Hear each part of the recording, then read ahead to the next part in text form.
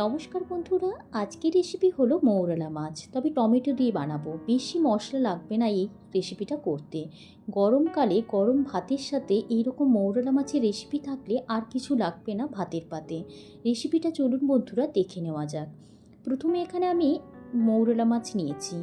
মৌরলা মাছটাকে খুব ভালোভাবে আমি এর যে পেটটাকে একটুখানি কেটে ভেতরের যে এর ভেতরের অংশটাকে বের করে নিয়ে একদম ধুয়ে পরিষ্কার করে নিয়েছি। তবে যে কোনো ছোটো মাছের সাথে এই রেসিপিটা আপনারা করতে পারেন, আবার চাইলে বড় মাছ দিয়েও এটা করতে পারেন। তবে একটু পুরনো মাছ হয়ে গেলেও ফ্রিজে যদি অনেক দিন মাছটা থাকে 2-3 দিন, সেই মাছেরও করতে পারেন। টেস্ট কিন্তু খুব ভালোই হবে। লবণ আর হলুদ দিয়ে খুব ভালোভাবে আমি মাছটাকে মেখে নিচ্ছি।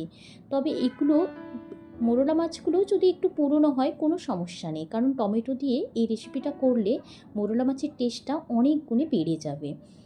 মৌরলা মাছ আছে 150 গ্রাম, সেই জন্য এরপরে কড়াইয়ে ভেজে নিতে হবে। সেই জন্য এখানে সর্ষের তেল আমি দিয়ে দিলাম। সর্ষের তেলটা গরম হয়ে গেছে, এখন আমি মৌরলা মাছটা ছেড়ে দিচ্ছি তেলের মধ্যে। তবে এক পিঠটা ভালোভাবে হলেই তবেই উল্টো পিঠটা উল্টাতে হবে, না হলে মৌরলা মাছ আবার ভেঙে যাওয়ার একটা চান্স থাকে। সেই জন্য তেলটা ভালোভাবে গরম হলেই মৌরলা মাছটা দেওয়ার পর এটা এক পিঠটা ভালোভাবে একটু ভাজতে দিতে হবে। তবে খুব বেশি ভাজার দরকার নেই, কারণ আবার খুব কড়া ভাজার কোনো প্রয়োজন নেই। এটা মোটামুটি একটা পিঠ একটু লাল হয়ে গেলেই জানবেন যে ভাজাটা হয়ে গেছে। একটা পিঠ হয়ে গেছে, এবার অন্য পিঠটা একটু লাল করে ভেজে নেব। আবার এটা হালকাও ভাজতে পারেন, যদি একটু টাটকা হয় মাছটা খুব ভালো। সেক্ষেত্রে যদি হালকা একটু ভেজে নেন তাও হবে। খুব যে বেশি কড়া করে ভাজতে হবে এমনটা নয়। এখন মাছটা আমার উল্টে দিলাম। এরপরে মাছটা ওই পিঠটা হয়ে গেলেও মাছটাকে তুলে নেব। এখন আমার মাছটা পুরোপুরি ভাজা হয়ে গেছে। এরপরে আমি মাছটা একটা অন্য পাত্রে তুলে নিচ্ছি। এরপরে আর তেল আমি অ্যাড করিনি, চাইলে আপনারা এখানে আরেকটু তেল দিতে পারেন। আমি ওই তেলের মধ্যে যেহেতু কম তেলেই রান্নাটা করব, গরমের রেসিপি, সেই জন্য এখানে আমি 4টে কোয়া, ছোটো কোয়ায় রসুন দিয়েছি আর একটা কাঁচা লঙ্কা দিয়েছি। কাঁচা লঙ্কা কুচি করে, লঙ্কাটা আপনারা আপনাদের স্বাদ অনুযায়ী দেবেন। একটু হালকা ভেজে নিয়েছি, 30 সেকেন্ডের মতো একটু একটু ভেজে নিলে হালকা একটা সেন্ট বেরিয়ে গেছে। আর একটা বেশ পাকা টমেটো, লাল একটু বড় সাইজের, খুব ছোট না, দিয়ে দিলাম। দেওয়ার পর একটু নেড়ে চেড়ে নিচ্ছি। নেড়ে চেড়ে নিয়ে এরপরে এর মধ্যে একটু লবণ দিয়ে দেবো, তাহলে টমেটোটা খুব ভালোভাবে সেদ্ধ হয়ে যাবে। আর একটু টমেটোটাকে একটু ফ্লেমটাকে কমিয়ে দিয়ে লোয়ের দিকে করে এটাকে ঢাকা দিয়ে রাখলে একদম টমেটোটা দেখবেন গলে যাচ্ছে। এই যে লবণ আর একটু হলুদ দিয়ে দিলাম, লবণ আর হলুদ দিয়ে এটাকে একটু নেড়ে চেড়ে আর একটু ভাজা করে নিয়ে, হালকা ভেজে নিয়ে ওই 30 সেকেন্ডের মতোই একটু ওলট পালট করে নিয়ে এটাকে ঢাকা দিয়ে একদম সেদ্ধ হতে দেবো টমেটোটাকে। লো ফ্লেমে ঢাকা দিয়ে সেদ্ধ হতে দিলে টমেটোটা খুব ভালোভাবে গলে যাবে। আর টমেটো দিয়ে এই রেসিপিটা করলেই বুঝতে পারবেন যে রেসিপিটা এতটা টেস্ট হয়। টমেটো আমরা সারা বছর এখন পাই, আর মোরলা মাছও পাই, তো সারা বছরই এই রেসিপিটা বানাতে পারেন। তো অসাধারণ টেস্ট হয় এই রেসিপিটা। এরপরে দেখতে পাচ্ছেন টমেটোগুলো একদম গলে গেছে। এরপরে আমি এখানে অ্যাড করে দেব জল। এখন টমেটোগুলোকে আমি কি করব, একটুখানি বেশ ভালোভাবে খুন্তি দিয়ে এভাবে চেপে নিতে হবে, তাহলে বেশ টমেটোটা ভালোভাবে একদম গলে যাবে। গলে যে একটু এটাকে কাঁচা গন্ধটা যাতে না থাকে সেজন্য একটু কষিয়ে নেব। কষিয়ে নেওয়ার পর এখানে আমি বড় যে 1 গ্লাস হয়গুলো, সেই গ্লাসগুলোরই 1 গ্লাস আমি জল দিয়ে দিচ্ছি। জল দিয়ে জলটা ফুটে গেছে। ফুটে যাওয়ার পর এখন আমি এখানে গুড় ব্যবহার করছি। এটা 2 টেবিল চামচ নিয়েছি। এখানে আপনারা চাইলে চিনিও ব্যবহার করতে পারেন, তবে গুড় দিলে বেশ কালারটাও ভালো হয়।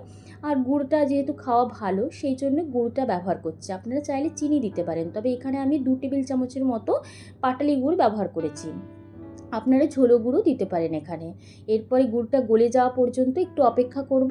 অপেক্ষা করার পর এই যে এখন গলে গেছে, এরপরে আমি মাছটা এখানে দিয়ে দিলাম।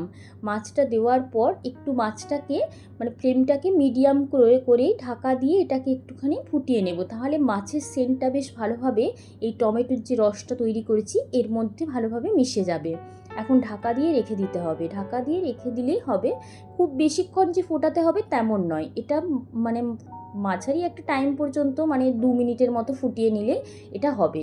দেখতে পাচ্ছেন। এরপর এটা একটু আমি ঝোলটা কম করেছি, আপনারা চাইলে আরেকটু ঝোলঝোলও করতে পারেন এই রেসিপিটাকে। এরপরে আমি এটাকে ফোড়নটা দেব। ফোড়নটা দেওয়ার জন্য একটা অন্য পাত্রের মধ্যে সামান্যই তেল নিয়েছি।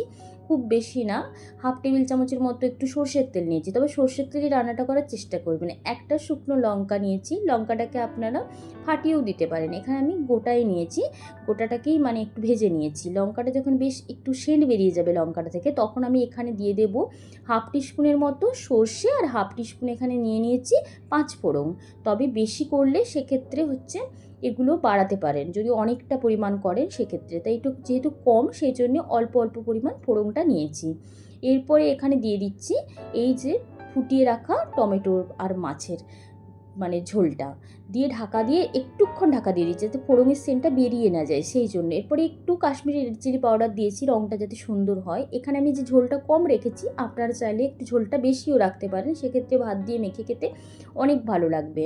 আর বেশি দেখতেই পাচ্ছেন মশলার তেমন ব্যবহার নেই, তেমন তেলেরও ব্যবহার নেই, তবে এই রেসিপিটা গরমের জন্য কিন্তু ভীষণ একটা ভালো রেসিপি বন্ধুরা। এখন আমি এটা খুব ভালোভাবে নেড়ে চেড়ে নিলাম, এখন আমার রেসিপিটা হয়েই গেছে বলতে গেলে। এরপরে আমি এর ওপর থেকে ছড়িয়ে দেব, মানে এটা হয়ে গেলেই ধনেপাতা দিয়ে দিচ্ছি।